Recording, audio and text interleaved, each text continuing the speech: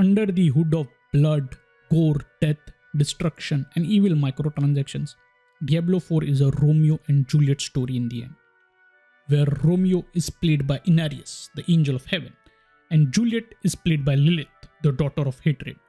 But before jumping into D4's phase of this love tragedy, let's glimpse a little in the past to understand what's happening now. Long ago, two feuding sides decided to start an eternal war for funsies.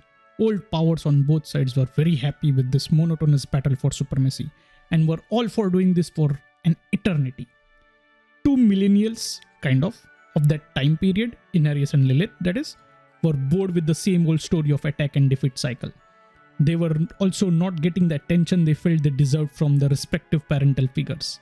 So, naturally, like children who are not getting attention, they decided to form their own faction and rebel. It also helped that Lilith was in her prime rebel phase and Inarius always wanted a goth girlfriend experience. They gathered similar-minded demons and angels respectively, and they decided to rebel together.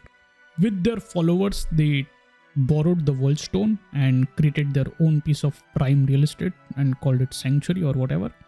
They successfully extricated themselves from the Eternal War. They did it. We are finally away from the war. Although there was an issue, without the war, things got boring fast. And just like any typical bored teenagers without adult supervision, they got horny. Lilith and Inarius decided to bonk and birth the Nephilim race. Like upstanding leaders they inspired all the demons and angels to bonk as well, creating more Nephilims and subsequently humans. Alas, the grandparents on both sides were not happy. Naturally, both the OG factions of demons and angels were not into this interracial genre.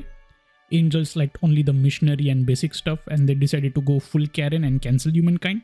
But this led to some disagreements amongst themselves, as Fun Uncle Tyrael liked the cutesy and dangerous Nephilims and humans. While demons still not liking this new race, they were a little open to the idea, not because they were accepting or something like that. It was political greediness and only saw another demographic that can be exploited.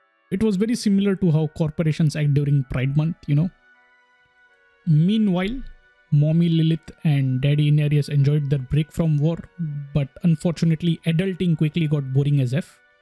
Inarius claimed that Lilith has changed a lot, and Lilith claimed that Inarius never listens to her, and it did not help that their firstborn, Rathma the male goth, grew to become a totally normal necromancer and started spouting gothy poems and hiding important things from Daddy. One of Rathma's poems went viral on equivalent of Instagram or Reddit of that era, and Inarius did not like his thing being called like Spear of Light in the poem. Initially, Daddy Inarius threw a hissy fit, but when he saw that poem was considered hip and lit on Facebook, he claimed copyright because it was about him. And this brings us to Diablo 4. There are people with mommy issues and there are people with daddy issues. They decided to take sides and actively participate in this final chapter of divorce saga. People with daddy issues want to help Inarius get back to heaven. Inarius tells his followers, children or whatever, that it's like Disneyland, but forgets to mention that there is a race requirement to be there and also the fact that he has no tickets booked whatsoever and people in heaven are not replying to his messages at all and just leaving him on red. Whereas people with mom issues want to help Lilith get more out of her divorce. They're thinking 2 Christmases, 2 gifts and something like that. Also, Lilith, like any normal woman who eloped and is now getting divorced, blames her father and uncles for not giving her the proper dowry or necessary emotional support. And like any self-respecting god, she feels the world is against her and it's natural to burn it down or own it all. That part is a little confusing. She calls it freedom. Totally not an authoritarian government with her on the top. It's freedom. Unfortunately, Blizzard only allows you to play a center-right role in this hot mess. You get roofied by people with mom issues, assuming you're with daddy, and daddy's people treat you like an unwanted cousin, the kind where they ignore you and start creating chat groups without you.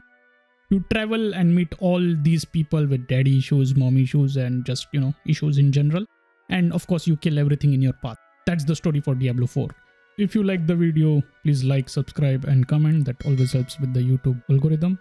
And also, if you have a good yo mama joke for the Diablo 4 universe, feel free to comment it. If I like it, I may gift a game or two. So there you have it. Now you know more about how Diablo 4's universe is working as of Diablo 4. To my 75 subs, I love you. To the rest, I love you too. Conditions apply. Thank you everyone. Nirob Gheto. Hepa. Bye bye.